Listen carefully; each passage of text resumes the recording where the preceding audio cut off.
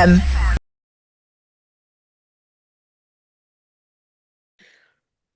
So, welcome to another episode of the Disability Lab podcast. I'm delighted to say that I'm joined this time by Thomas Matthews. He's a Paralympic table tennis athlete. So, welcome along, Thomas. Thank you. Thanks, Peter, for having me. I'm really excited to do this podcast with you. Absolutely.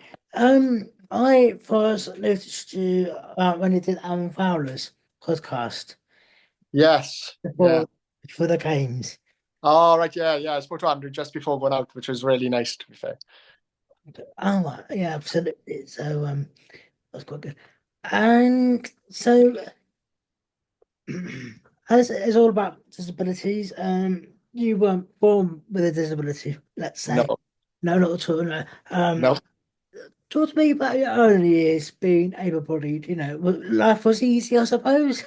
Yeah, life was definitely easier. I always kind of had a plan growing up of what I wanted to do. Growing up, I always wanted to take over my father's business, which is carpentry and joinery. So I was following the route of that. I was going to college at the time when I had my accident. But yeah, life was a lot easier. Let's say I was a bit of an adrenaline junkie, and yeah, I enjoyed life to the fullest at the time, and my parents backed me all the way. I'd done most sports, tried rugby, tried football, but ultimately push bikes was my thing. I always wanted to do motocross. Growing up, I was really interested in motorbikes, and yeah, at the time, me and my family just didn't have the funds to do motocross, and my mother was like, "It's a bit dangerous." And then I fell in love with downhill mountain biking. And I don't think my mother realized how dangerous downhill mountain biking is. But yeah, fell in love with the sport, and ultimately I had my injury in 2009 when I was 16 then. It is. And so did you have ordinary childhood like other people? Yeah, I wouldn't say ordinary, I'd say privileged. I was very lucky. My parents both had good jobs. They worked really hard. I had very good holidays. I used to go to Disneyland Paris, stuff like that. So I had a very privileged upbringing. But I'd say normal and per se that my parents worked hard, and they brought us up to understand like it's not given to you, you gotta work for it. Um, and yeah, and that's come through, I think, now even in my sporting career now. You just got to work hard for it, and I take that momentum forward. And how did I get into mountain road biking? How did I get into that? Was it about your So I think it's from, I'd say, motocross. Like I always had interest in motorbikes, like I said, and the next thing to that is push bikes. So I used to ride push bikes daily. I used to go down a place. There's a place near us, like Abraham Woods. They used to make jumps. So I used to go down there, hitting jumps bigger and bigger each time as we got a bit older. And then I think growing up, I used to up by me there's a little park, and I used to see this guy go up there, John, which ultimately John ended up saving my life on the day I had my accident. But we'll get on to that. I met John, his younger boy, up in the park and got talking. And yeah, he was on about downhill mountain biking, and I looked into it, and that ultimately I was like, oh, this looks really good. Started saving for my first bike, got to a certain amount of money, and then my parents helped me out one Christmas, and yeah, just fell in love with the sport from there, really. and then you mentioned your accident. We'll get onto that. Yeah, Because you were age 16, and you fell out of your bike riding with your uncle and a friend of yours. yeah. So my uncle Mark Jenkins and John, as I just mentioned, the one that kind of got me into downhill mountain biking. They are the ones that kind of found me on the mountainside. So it was the last run of the day. We were packing up after it. We just out practicing just on a weekend like we usually did. And yeah, all it was, I went down before them, just trying to get the run out of the way and just kind of rest. But a jump I'd been hitting all day, I ultimately left half a pedal stroke out because I thought I had the speed for it. My back wheel caught the landing, chucked me over the handlebars, and ultimately that's where I ended up breaking my neck. Um, but yeah, they found me lying on the mountainside. And I think at the time they thought I was messing around until they realised how serious it actually was. Yeah, and so you said that John saved your life, as Yeah. in one of our ambulance and that. Yeah, so John and Mark, to be honest, they both saved my life realistically. The, I say they saved my life. They were on the mountainside. So obviously being a 16-year-old kid, I was trying to get back up on my feet. Obviously couldn't. And because I was facing kind of down the mountain a little bit, my head was like pounding. So I wanted to take my helmet off, but they ultimately stopped my hands from like going up and trying to take it off because the doctor said if I did that, I would have died because um, I actually shattered my C6 vertebrae. So there was like pieces of that floating around in my neck. And ultimately, that's what happened. So a piece of the fragment compressed against my spinal cord, and that's why I became in a wheelchair. But because that was on my spinal cord, if I moved an inch or whatever, it could have ultimately cost me my life realistically. So they basically stopped me from doing that, and obviously then called the air ambulance and yeah, made it as serious as it was, and yeah, and that's why I saved. They basically saved my life because I would have, as a kid, probably tried to take her off, and Yeah. that would have been that. Yeah. So you have under the umbrella of a spinal cord injury. Yes, Yeah. And they did your rehab at Rookwood Hospital. yeah, Rookwood Hospital in I Cardiff. I'm in Cardiff, there you go.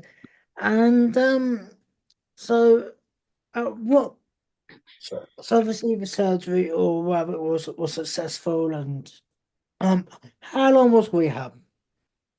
So rehab, I was in for about 7 months altogether. So a little backdrops to the story. I got flown to actual Bristol French at first, because the Cardiff Air Ambulance was already out on another quite local case to me, to be honest. So yeah, I ended up going to Bristol, stayed up there for about 2 weeks, then got transferred to Cardiff, the Heath Hospital, the main hospital of Cardiff. Then I was just waiting for a bed realistically in Rookwood to come available. But at that time, I had a lot of fluid on my lungs anyway. So obviously I had to get that off my lungs, which that was a bit of a rough time to be honest. But then ultimately got through that. And then I think I was in Rookwood for around probably 7 months altogether. So I was there for a while, maybe a bit less, maybe 6 months, because at the time it was quite difficult. With me being 16, my parents could actually stay with me. And to be fair to them, they actually did all the way throughout. They actually alternative nights slept on a deck chair next to my bed, which is yeah crazy to be fair. But yeah, shows how loving my parents are and how supportive they are. And, yeah, I can't thank them enough for that. But yeah, difficult time. But around I'd say 6, 7 months altogether, mate. And how was obviously were you still at school at that point during the GCSEs? No, I was actually in college, so I was Oh, just kind of finished my first year of college. I actually, funnily enough, sat my college first degree carpentry, which I passed, by the way. I actually sat that exam in my hospital bed in Rookwood, which was crazy. blimey. Yeah. I don't think back in, well, I say my day, I'm just a little bit younger than you, but Yeah. that would have happened in my day. So, yeah, just a little bit younger than you. And so, at what point did someone encourage you to do table tennis? Was there someone called John or James? No, it was actually Jim. His name was. His actual name was James Monkley, but we called him Jim Monkley. So a little backdrop for Jim. He was a five-time Paralympian himself. Um, Obviously a bit older. I think when I first met Jim, he was late 50s, early 60s, I think. And he was coming around the wards. And obviously, I was a naive 16-year-old boy thinking, sod off, I'm going to get back on my push bike. Little to the extent I didn't know my injuries by the time. Like, I already knew, the doctor had already told me, like, and my parents, they'll never walk again. But obviously, like I said, being a naive 16-year-old, you think, I'm going to prove him wrong.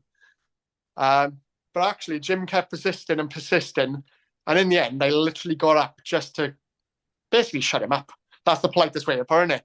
Um, And yeah, I got on the table, absolutely fell in love with it. I actually let my Chinese go cold that night. So my parents used to bring me food in, and yeah, my Chinese went cold that night. So I must have fallen in love with the sport then. Did you try any other sports or think other sports you might want to try? No, not really. Not until like later in my career, realistically. I've tried a bit of wheelchair rugby, and that's about it, really. I think the persistence of Jim, and obviously he's no longer with us. He was like, so Jim became like a second dad to me because he was in a wheelchair. He taught me a lot of things, how to become independent again. So I think out of respect for Jim, I just wanted to do table tennis. And like ultimately, that was what gave me a kind of pathway out of everything. So it was like that was the light at the end of the tunnel, and I really enjoyed it anyway. So I think, yeah, I'm just loyal to table tennis. I like to see other sports and like I guess try it. And now I'm latter into my career, um, but I know my career in table tennis ain't over. So I'm really enjoying it still. And I think if I lost that enjoyment, then maybe I'd look at other things. But as of now, I'm still enjoying it and still loving it. To be honest. Absolutely.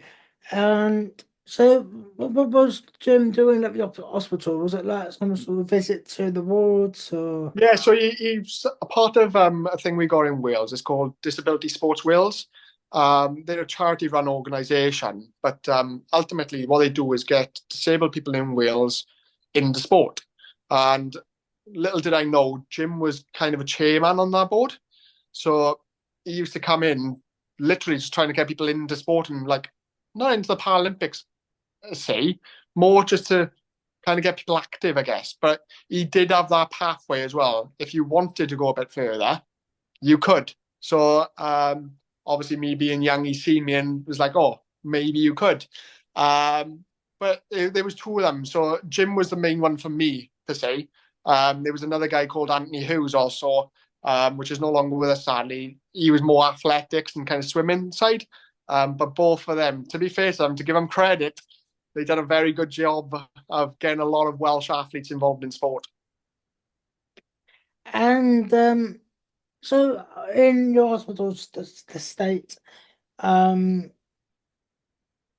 did you did it come into your mind at some point that you would have to have your house adapted? Obviously, your family might have had to put stuff in place.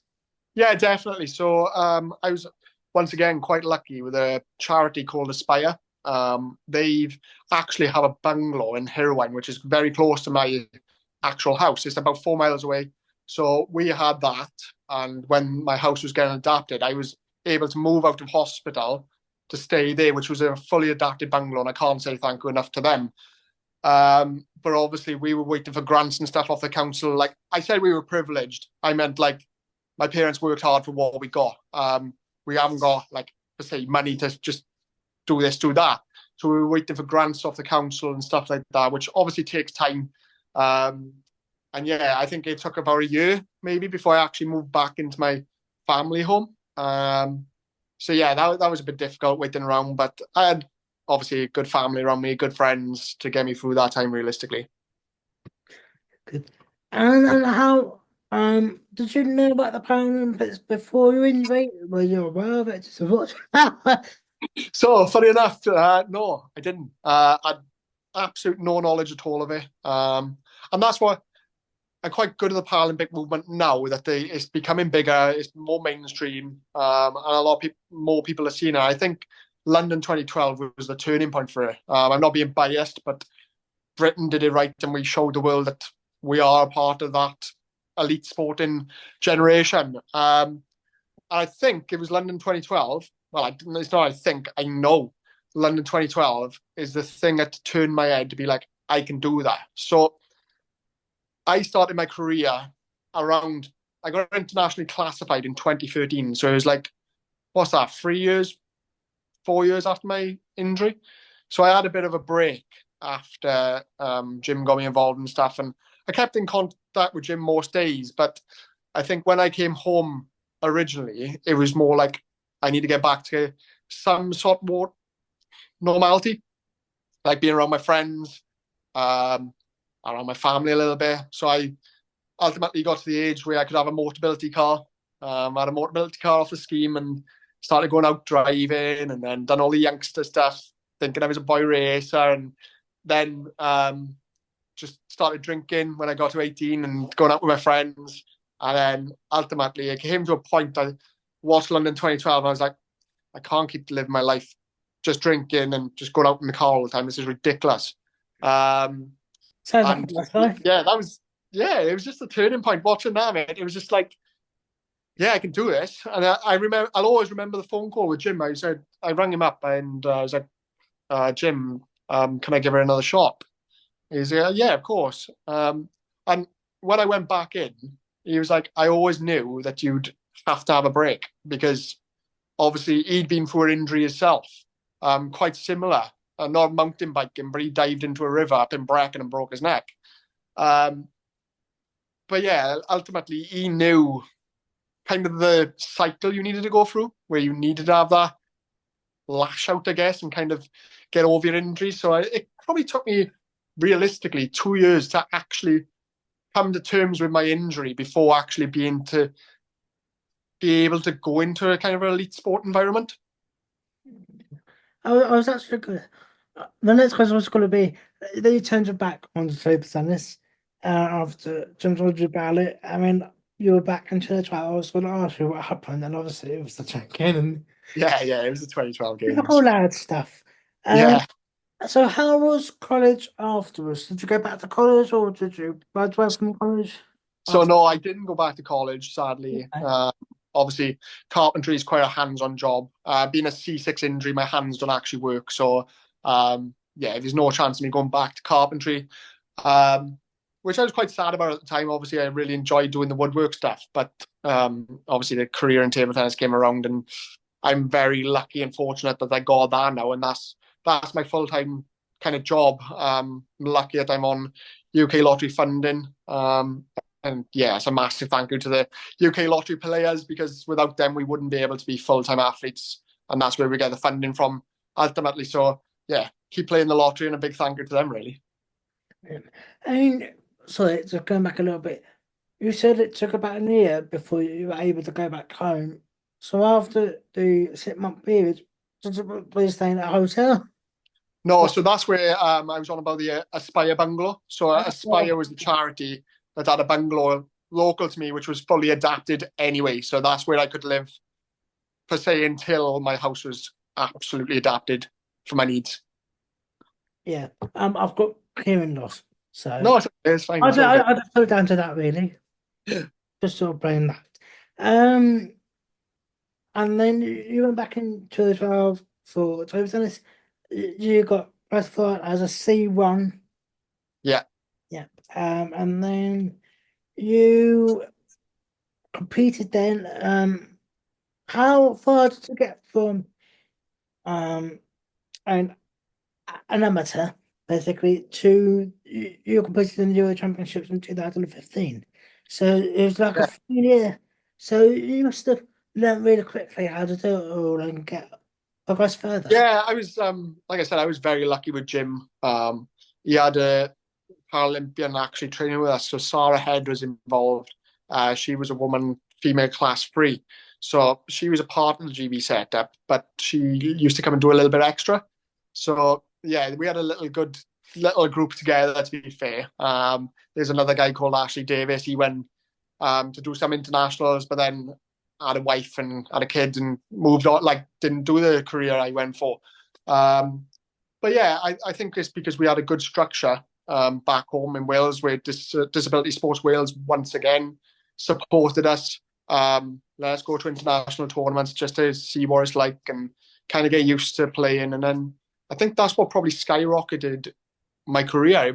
I learned a lot from going to these international tournaments and being around Jim, being around Sarah, learning a lot from them, and then just taking it forward. And yeah, ultimately, 2015 European Championships with Paralympics GB. Well, not Paralympics GB.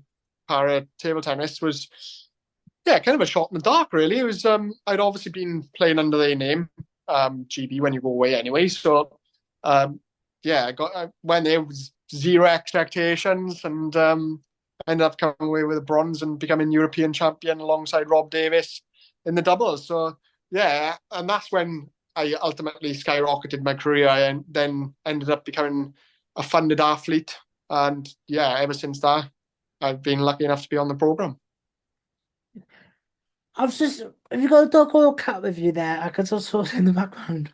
The dog is Enzo. I can show you him. Wait, Oh, Enz, Enz. What? oh, So ah, he's hello. my little boy. Oh, massive, bloody hell. Yeah, he's a Border, so he's a Border Collie cross Bernese Mountain Dog. Um, So he's a bit big, but he's cute to be fair. But let him. have you had him Let for him. long? I've had him for probably about 2 years now. So I've had him since he was a pup, but he's trained very well, very well. Very small, I suppose. Yeah, he was a lot smaller when he arrived. Trust me. Oh. Um, and then I did that. And you were going to be on track for Rio. Yeah, But, I mean, well, I was this was quite amusing actually. Um, you got a broken leg, yeah. um, due to some sort of Hindu. I always cringe at this story, but Weird. yeah. So basically, I was on a night out in Cardiff, which is local to me, and literally we'd had probably 2 drinks at this point. We just came out of Jamie Oliver's restaurant in Cardiff and going down to the club. And literally, there was a group of us. So there's a group of lads, young lads. And this Hindu was walking past. And they were like, oh, can we have a picture with you? And I was like, yeah, it was a bit strange, but all right. So obviously, the bride sat on my lap, and then the other girls were around the necks of the other boys. And as the bride was getting up off my lap, she slipped in her high heels. And ultimately, we both went down onto my leg and ended up like snapped my leg basically. My leg went against the titanium frame of my chair. And there's only one winner then, to be honest. And so they didn't sort of recognize you at the time. They just thought, oh, I have a picture of you. What was that, sorry? So they didn't recognize you as the. They just, Sadly not, no. They just, honestly, it was the most random thing ever. If obviously I'd been to a Paralympics and they kind of noticed me from that, I could understand, but I was a nobody. It was just random out of the blue and yeah, accidents happen, I guess. and yeah, so you had a broken leg. So how long was that recovery, the surgery and everything? So my leg, Yeah, so that took around about a year, I'd say. Well, a year, 6 months, realistically. I tried to get back before the guys went off to Rio. And I was on my way to a camp and I just didn't feel right. So I turned around. So I was probably back around, say, the Christmas time for probably 7, 8 months again. Um, and then I was allowed to return to training. But the doctor at the time wanted my leg to heal fully. Obviously, no weight bearing is going to take a lot longer than a normal person, let's say, or able person. So yeah, that was very difficult. Obviously, I got a standing frame and used that quite a bit, but it was taking a bit longer than I wanted to. But when I spoke to the doctor in the end, I was like, "Can I go back to training?" Because ultimately, there's a titanium rod in my leg. It's not going to do me any injury. Um, and ultimately, at the end, we got quite close to a healing, and he was like, "Just kind of go back." And we had a checkup probably 6 months later, and it healed. So he was happy then for me to return full time to training. and with that, was it you said the way back. So were you still able to walk, or just holding on to bars or weight bearing? No, no. So I'm not able to walk at all. I'm wheelchair bound, but I have a standing frame Right. where you can jump into and obviously stand up Yeah, aid standard where you're strapped in. yeah. I hated that. Yeah, they're not fun. Hated doing that. What I looked for. Hated doing that. Um. All right, fair enough. And then you had a lot of achievements after that. I'm not gonna go through all of them because that'll probably take about 2 hours to go No, one. I don't think it took that long, but appreciate it. Yeah. Um. Just to make sure. Well, we mentioned that bit. Um. and then you had so you were doing pretty well, and then you had a shoulder injury in 2019. Yeah, so it was shoulder injury slash surgery, not going wrong, but we found out afterwards it was something to do with. So I used to have Botox in my bladder to stop the spasms in my bladder, basically. We thought it was a shoulder injury because I was overtrain. I used to overtrain massively, um, and yeah, we ultimately found out it wasn't really a shoulder injury. It was more down to the Botox. When you have it in your bladder, it can seep out into other parts. And ultimately, I found out probably the second time around having Botox, it happened again. And then we kind of linked it up. And then we had a lot of, let's say, a lot of meetings with the consultant saying, can this happen? And he ultimately said yes. I'm part of a forum on Facebook called Spinal Cord Injuries Forum, something like that it's called. And I actually typed on there, does it happen? And a lot of people actually came back and said yes. So luckily now I found out another solution. There's tablets out there that can stop the contractions of the bladder. But yeah, at the time we put it down to a shoulder injury because that's what we thought ultimately it was. Sorry, when it did the Botox started to switch back, I was thinking of these and that. No, definitely I haven't had any of that stuff, and I won't be touching it. I can tell you that for free.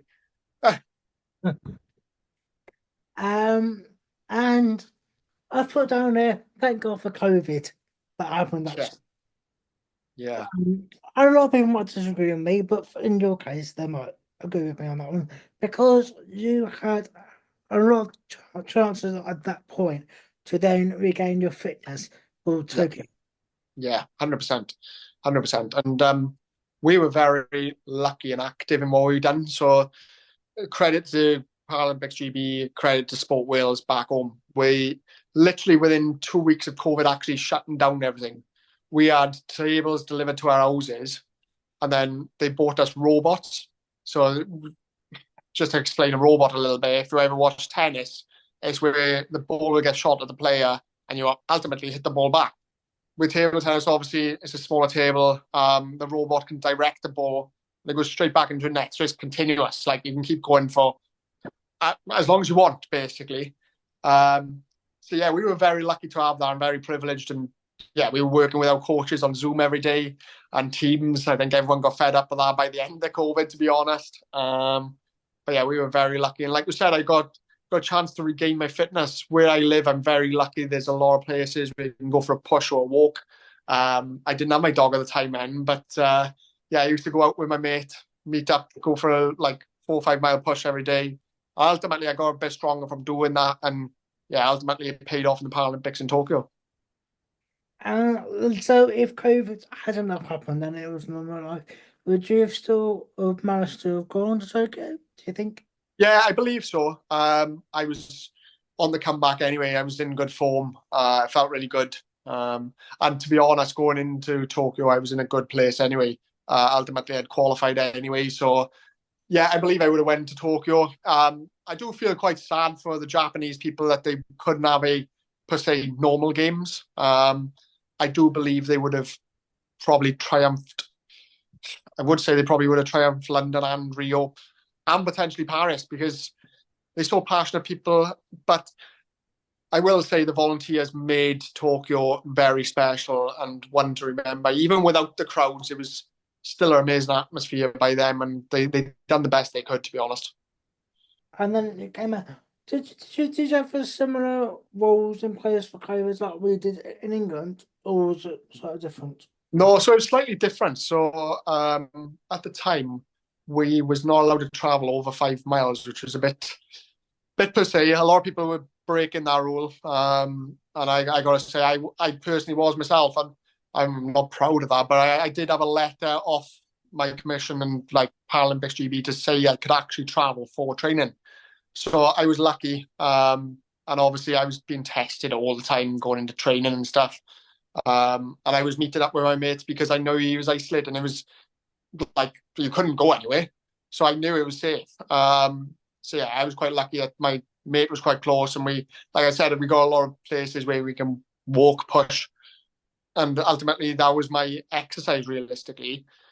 We did get sent things then later into COVID. So obviously, I think at first everyone thought COVID's going to last a month or two and we'll be back.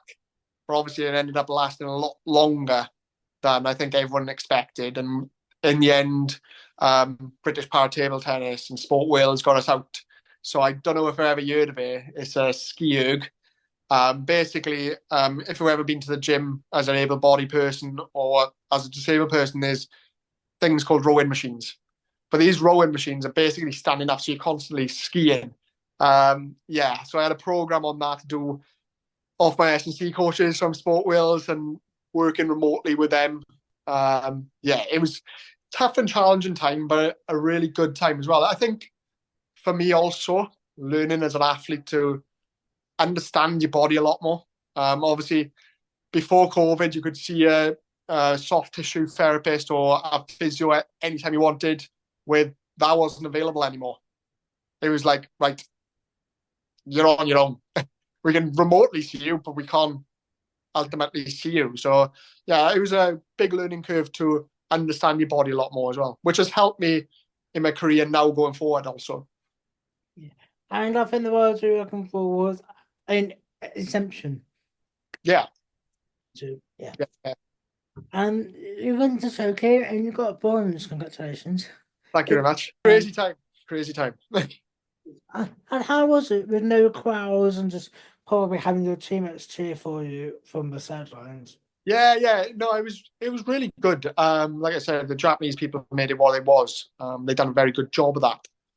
Uh, but for me, it was my first Paralympic Games, so I'd never really experienced them crowds before. So it was normally like it was felt like a normal kind of European Championships, World Championships, where your teammates are kind of the only ones cheering you on, realistically. Um, yeah, but it was obviously an incredible game. It's been my first one and coming home with a bronze medal. Yeah, I can't. Yeah, it's probably my proudest moment in my career so far. And I just wanted to briefly say you've had a full year cycle Yeah. uh, from Rio to Tokyo. How was then having a 3 year cycle towards Paris? Yeah, it was a bit more difficult, obviously, because it came around obviously a year quicker. But when you're in that 4 year cycle, you know when to peak and when not to peak. And to be honest, in Paris, I was playing well. Just the guy played better than me in the day, and that's sport. But yeah, it was very strange because you got a lot of athletes talking after Tokyo. Oh, this might be my last one, and then you ultimately think, oh, 3 years doesn't sound as bad. Obviously, 4 years is a little bit different, but a lot of people made the decision off that, being like, oh, it's only 3 years, like we'll go again. Um, but I found it was okay. It just came around a year quicker, and it did feel a lot quicker. Like obviously the gap between Rio and Tokyo, that extra year Yeah. does make a difference. It does make a difference. And so did you have to squish all the competitions together or did a couple of competitions go off the schedule? Or So a lot of well, because per se coming out of obviously Tokyo, we had a bit of a break. And COVID still kind of wasn't over. So only then the tournament started kind of rolling back in. So there was a few that actually got cancelled off the calendar completely. There was a few of the big ones that stayed on it. And then obviously you still had the COVID rules where you were getting the thing up your nose, up your throat, all that per se. But yeah, it became, let's say, quite normal, realistically, because you've done it so much, it became the norm. But yeah, then obviously when it became like COVID was dying down and we went back into the public and stuff like that, it literally skyrocketed. All the tournaments started coming back on, and then we have a meeting every now and again. It's called a review meeting where we sit down with our head coach, our performance director, and kind of map out our year, what tournaments we're going to go to, so you kind of know when to peak and when not, like what you can work on in training, when to change it up realistically. and then you had the 3 year cycle. Then to Paris came round this year, a few months ago now. It was a great game, wasn't it? Amazing, like amazing. Yeah. In a whole nutshell, yeah, it was incredible. Like the crowd, like France know how to support sports. I'll put it that way. Like the crowd was phenomenal. They'd clap you win or lose. Like you'd go off and you'd feel on top of the world because the crowd was just on top of it. It was amazing. Yeah, I can't thank the French people enough for that. And but the French people were so loud, weren't they, when they had French athletes on them? Yeah, very, very. So the Yeah, only way I can describe it is if so for us, we bouncing the ball on the table before serving. You could not do the bounce of that ball. Like definitely couldn't. And I did have a question from a guy in the crowd. He was like, "How do you concentrate?" And it's weird. You go into kind of a zone where you kind of done your It's like you kind of focus onto the job, but when you stop, you realize how loud it actually is, isn't it? yeah. And yeah, it's quite cool. Um, you didn't get picked, or you didn't get selected. Um, so where was that? Was it because you missed out on qualifying first time? Yeah, so I missed out on qualifying off the world ranking list. There was a bit of a mess up, but we got it sorted in the end. Obviously, I went to the world qualification tournament, didn't ultimately end up winning that. But the ITTF and the IPC gave me a wild card kind of They did. uh, to go. So I was very thankful for them that I was able to compete in the Paralympic Games, to be honest. Yeah, I was just about to say wild card. Have Yeah. you been reading my notes? Yeah, I can see them. Yep. Uh, so you got the wild card, thank goodness. And you sadly went out on the quarterfinal stage, didn't you? Yes, I did. Yeah. Yeah, against a Cuban guy, which ultimately went on to win it. Congratulations to him. And to be honest, he played better on the day, and that's just sport. Back at the drawing board now, and we go again.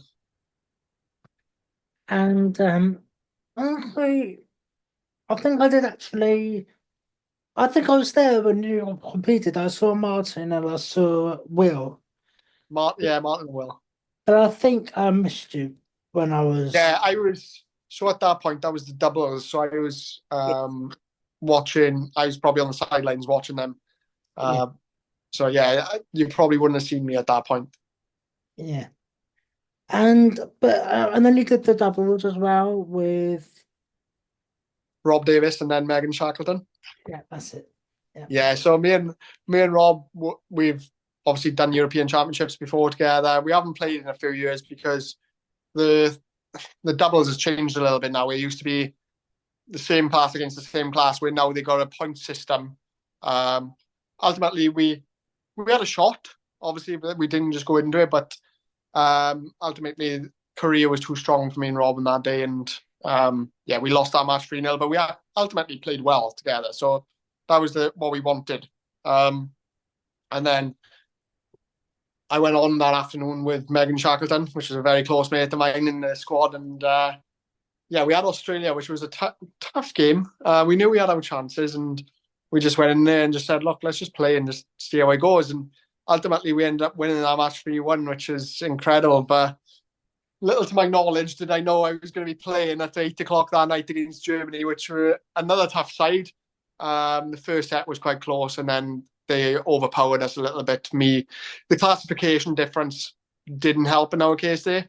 Um, but ultimately, I was proud of me and Meg just to win a match together and to play alongside your best mate in the squad. I'd say is yeah a memory it will last a lifetime. To be honest. and I was playing late at night as well. Yeah, it's strange, a bit different to be honest. No, I've done it once or twice before, but it is a bit different. It's obviously you got to eat at the right times and conserving energy in the right places. So that day, I didn't really leave the table tennis hall. So I had like people bring me snacks, bring me stuff from the actual village itself. So yeah, I was quite lucky. I got a good team around me to look after me as well. and in the average village, did you have those cardboard beds that they had for the Olympics? The We did, we did. Ultimately, they were a lot softer in Tokyo, if I remember. Yeah, this time they were a bit hard, and yeah, Yeah. it is what it is. But yeah, the cardboard beds weren't as comfy this time. Let's be honest. And well, but I remember going through Instagram and quite reluctantly TikTok as well, and but it was like really tough cardboard because you couldn't actually break into them at all. They tried jumping on them or tried everything, and they just Yeah, you wouldn't you definitely wouldn't break them. So I know what a lot of people say is like what do they call them? The anti-sex beds, isn't it? That's what the social media thing is. But you're not going to break them beds. They are solid. Like the cardboard is like you can jump on them. I think everyone's seen probably the viral video of the BMX like bunny hopping on it, which is like jumping the bike on it and landing on it, and it just doesn't move. Like the beds are solid, to be fair. and then obviously you're still competing, you're still taking obviously you've got your kit on, obviously. So Yeah. um Nice. what's the you've got obviously nationals, regional championships, world championships, World Cup, etc., etc., etc. And how do you feel about now Paris has gone looking towards LA? Yeah, well, it's another 4 year gap, isn't it? And it's a anything can happen in 4 years, as we know. Life is life. But right now, I'm just concentrating on the next tournament, which will probably be Italy in March per se, because that's normally when it is. But right now, I'm just trying to enjoy myself, have a bit of fun after all the pressures of Paris and yeah, the disappointments because obviously I wanted to go out there and win it. Yeah, I'm just trying to enjoy myself. We have got our national championships coming up in November, but that's not really my, let's say, my concentration right now. Obviously, I'd like to win that as well, but right now, I kind of just want to enjoy playing again, get back to basics, and then go again for Italy next year. That's my projection right now. And the, have you ever looked at doing the disabled version of BMXing or like No, no, I, I at think all? my mother'd actually kill me, I think. But no, I can't see. I haven't got the like functionality to do it anyway. Like my hands and my balance. Well, my hands are non-existent. My balance isn't great either. So I haven't got the facilities to do that, which is probably quite lucky because I probably would have tried it by now. And so because I saw pictures and it's like some you have some sort of strap up with it. Oh hello. You know. Sorry. No, it's fine. And you have some sort of strap on them and you've got like Velcro and you put your tele bat. Yeah, so it's basically a Velcro strap. Yeah. I have it along with me right now, but it's basically just a strap to hold the bat realistically. Just because no hand function. Um, we don't want to be throwing the bat at someone else across the table. So yeah, it's ultimately just to keep the bat in place. Yeah, you know what I mean? You might as well just cut off your wrist and just stick it on. I know, yeah. I mean, as well, do a Martin Perry. Yeah. Well, exactly, yeah, like that. Yeah. Yeah, so that's good. And last couple of questions now, I think. So these are always the questions that comes at the end of every episode. Um, so what tips or advice would you give to other people that have been in a similar situation where they've been able-bodied and then had some sort of injury or situation like yours and then to come back afterwards? What advice or tips would you give other spinal cord injury people? I think first of all, give yourself time. Like, give yourself time to process it. It's going to be a lot. It's a big life-changing event, and ultimately, you're going to rebuild yourself from the bottom up, and that's the difficult thing. And your family are going to have to watch that, which is very difficult. So just be patient with yourself. Definitely be patient with yourself, and talk to other people that's got disabilities. I think that was the biggest thing for me. Obviously, I was very lucky in meeting Jim, and that got me into the disabled world of ultimately speaking to other people with similar disabilities. So always like kind of trying to listen to other people that have kind of been there, done it.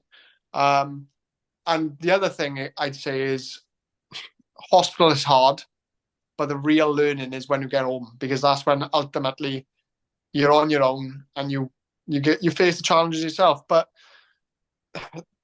there is ways around things, and it does get better with time. So don't give up and just work with yourself because things do get better. And if anyone is listening to this and they do want some advice or anything, please like come onto my social media. It's like probably the easiest one to reach me on is my Instagram at Tom Matthews TT.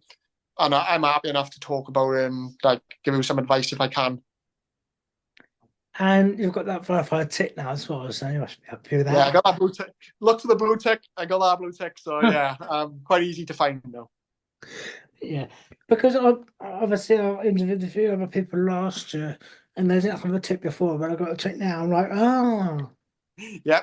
That's true. Well, when you become a Paralympian, they do give you the blue tick Instagram, which is a nice little thing yeah. to say. And obviously, it's being recognised by these social media platforms that we are athletes and we do work hard.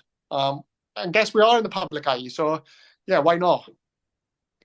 Apart from Twitter, Yeah. Well, it's X now, isn't it? Good old Elon Musk got rid of our blue ticks off there, so I'm not a happy guy about that. yeah, You should give it back to us. should Give us the power back. But no, like the gold tick or one of those silver ones.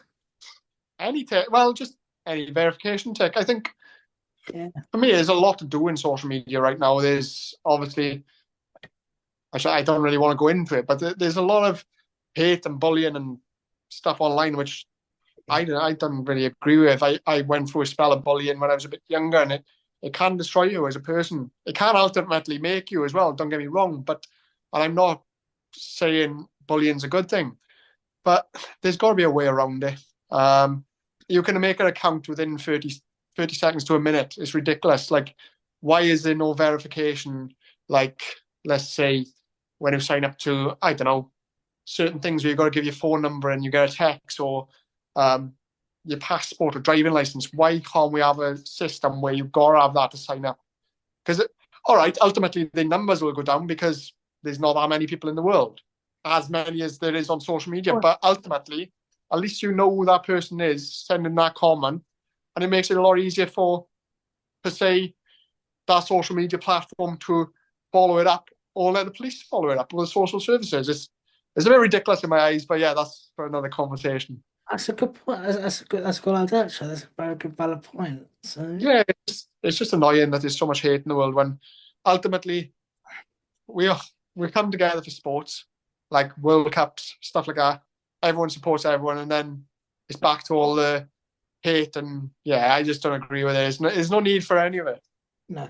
And there's a similar thing with Paralympics. Obviously, Paralympics, we get a load of people attending, and then when it's regional, national, Europeans, World Cups, you barely get anyone attending.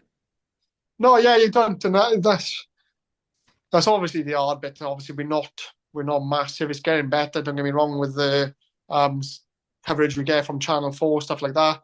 Yeah. It's ultimately good for us. But yeah, it would be nice to have a bit more support of these events. But it's very difficult because we're not, per se, on TV or like televised. Then Yeah. it's difficult for people to engage with us. So I don't know if you watch F1 or stuff like that, but for me, a lot more fans came into F1 when the likes of Netflix got involved with Drive to Survive.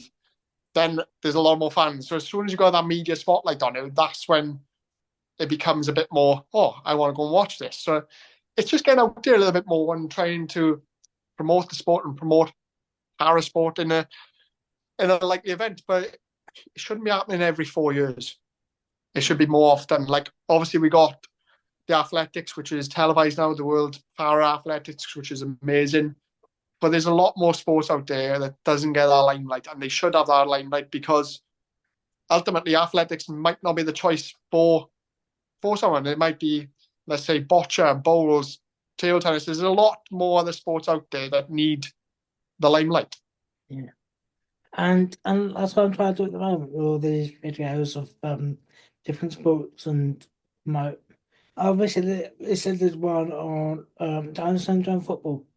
Yeah, try to get those lesser known sports out there into the public eye. That's the thing. I believe there is a sport for everyone, and you're doing an amazing job of doing this podcast and stuff. And it's more people like you that we need to just promote para sport and like build the name up and to say their household names, like the likes of Hannah Cockcroft, like Ali Davis, people like that, like that everyone knows when you talk of like para sport, you got like Will Bailey also.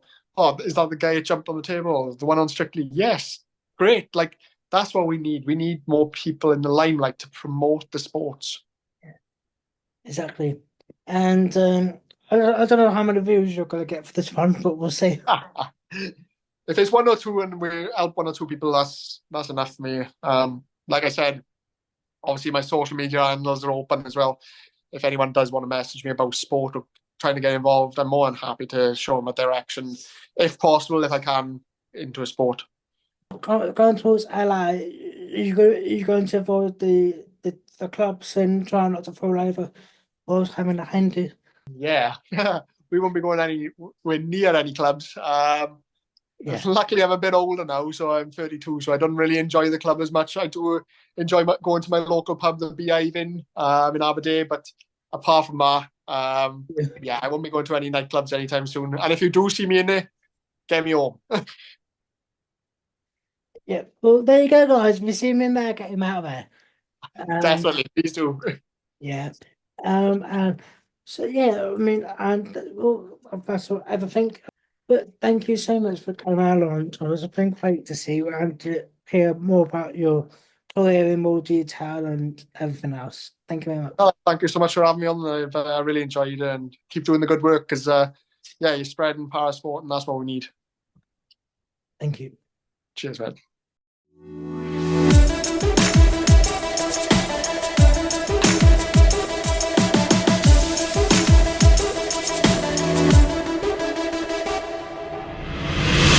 Voice. Let's go. Voice FM.